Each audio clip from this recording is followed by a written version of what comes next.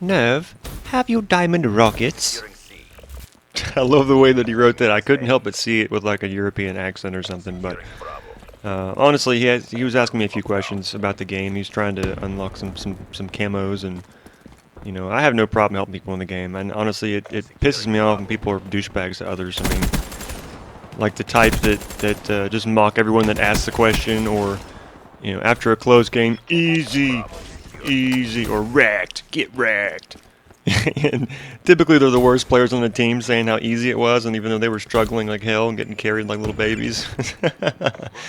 But anyway, I don't mind helping people. I actually enjoy it. So I was doing some of that in this gameplay, like right here I responded to him also. But anyway, what's up YouTube? Nerve here. In my first video, I wanted to talk about why my name is Mr. Nerve Damage, but that commentary ended up being about bad teammates and such. So I figured this double Mothership gameplay would be a fun one to watch while I talked about my screen name. So I'll get right into it. In 2006, I was working for a Coca-Cola bottling company in my area. There was a couple of them in the region, and I've been there for about 8 months. I started with them filling out orders by stacking drinks on pallets, and got promoted to a loading position because of my work ethic and previous forklift experience. So things were going great, and they were actually wanting to promote me again to a third shift position loading trucks at their larger facility using a double forklift, which it's pretty much what it sounds like. You can pick up 2 pallets side by side at one time, or even 4 smaller pallets if they're stacked right. But I was leery with it being a third shift job. Pay was good. It was great actually, and I ended up just going for it. And that's when my serious health issues started to pop up. I'd noticed during the summer when we would take our breaks that sometimes when I was talking and joking with my coworkers, that when I would smile or laugh, the muscles in my cheeks and jaw wouldn't want to go back to a relaxed position. They weren't stuck, but they also weren't relaxed, and I didn't want to think it was a red flag, but it was a sign of things to come, unfortunately. And about a month into starting the third shift position, I started getting really sick. My sinuses were extremely congested. I had a million cold sores, which was lovely, and congestion got into my chest so bad I actually ended up having to leave work a few times and go over to the hospital. You know, on top of all that crap, I was having some other weird symptoms that were starting to worry me. I mean, the left half of my face started to lose sensation. It wasn't completely numb, but I could tell that there was an extremely noticeable drop in the nerve function on the left side of my face, as well as my mouth and tongue. So it was all left side. Also, I was getting really bad vertigo, where the room would spin if I sat up too fast, or even if I turned my head too quickly. And along with the vertigo, I was having what's called nystagmus, which is where your eyes will twitch left and right until the dizziness passes. So all things considered, I knew something was wrong, but of course every time I went to the freaking hospital, they kept telling me it was all in my head, that it sounded like anxiety. You know, and as a little side note, things have been happening for years with my nervous system, and whenever I try to tell my friends or my family about it, a lot of them, they would tell me I was a hypochondriac, or that I was just worried about nothing. You know, and now even with the stranger symptoms, I was having doctors tell me the same shit, but again, I knew something wasn't right. And at some point over the next few days, I ended up having to leave work again, but this time I went to a different hospital in a neighboring city and got a completely different reaction from the doctor there. You know, he told me that based on my symptoms, that I needed to see a neurologist as soon as possible. And he went ahead and gave me a doctor's number and sent a recommendation. So my neurologist is awesome, by the way, and after meeting him for only a few minutes, he already had an idea as to what the condition was.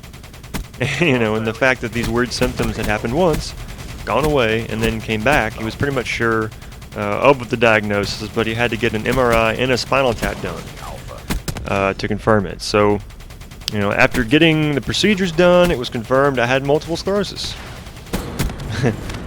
So, for those that aren't familiar with what MS is, it's an autoimmune disease where your body's own immune system will attack the myelin sheath, which is the protective coating around your brain and spinal cord. So when these attacks occur, which in my condition, my shape, or my version of the disease, it's relapsing remitting. And what that means is I have relapsing MS, which it comes and goes. It's not usually all the time. Some of the symptoms can stick around all the time, but the attacks aren't all the time. But, you know, when the attacks occur, the inflammation and swelling in turn interferes with nerve signal transmission. So MS can affect anything really, any symptom under the sun. Anything that the brain and spine controls can be affected by the attacks. Everything from balance, coordination, vision, energy levels, walking, talking, eating, breathing. You know, for me specifically, I personally struggle with extreme levels of fatigue, brain fog, short-term memory issues, muscle spasms, vertigo, sensitivities to light and heat, along with, you know, common generalized depression and anxiety disorders. You know, and actually, in fact, people who have MS are 7.5 times more likely than normal individuals to commit suicide. And I can sadly understand why. You know, it's bad enough to have to live with the condition, but for people to look at you and say, "Oh, you look fine to me," or "Oh, you're just lazy," it just makes shit worse. And that's probably one of the worst things about the disease.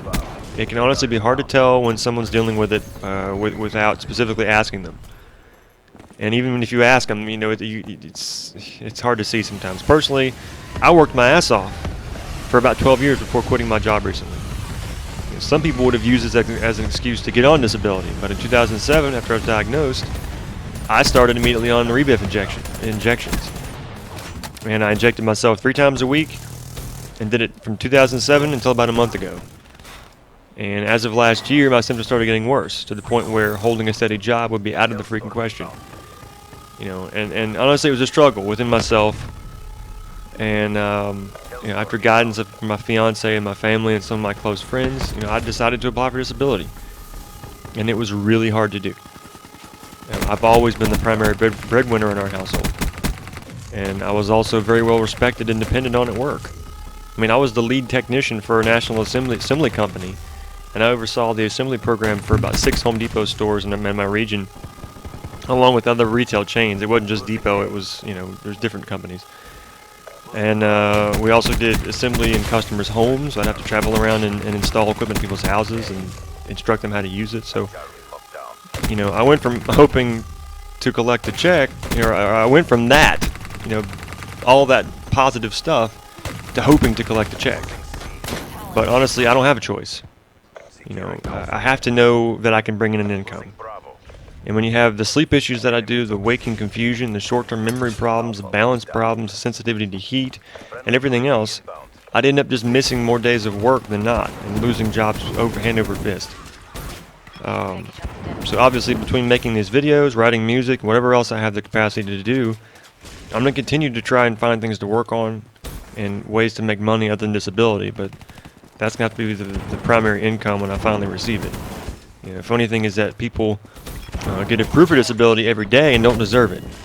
They're literally doing it just so they can be lazy. Meanwhile, countless MS patients like myself end up having to get lawyers involved because the system is so specific in regards to who is quote-unquote disabled.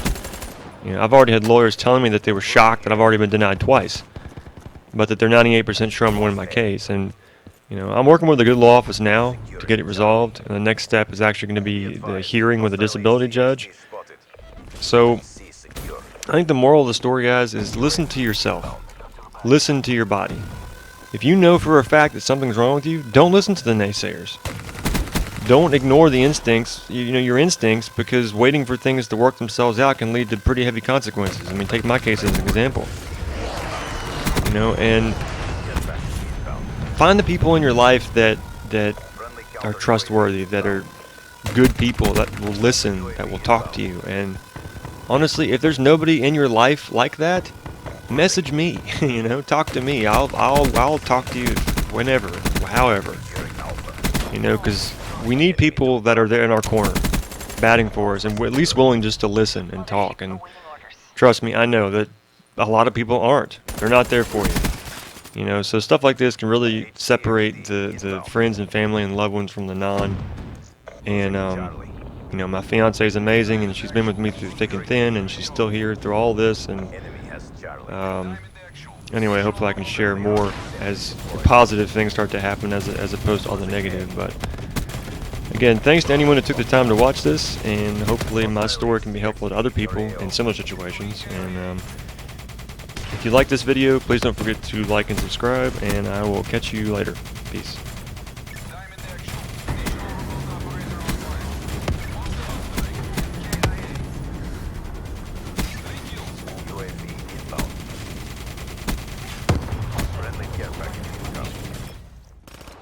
Mothership out. Finish this. Securing C. Roger, Diamond Actual. Losing Bravo. Looking good. Continue on mission. Friendly hater inbound. Package delivered. Lightning strike coordinates received.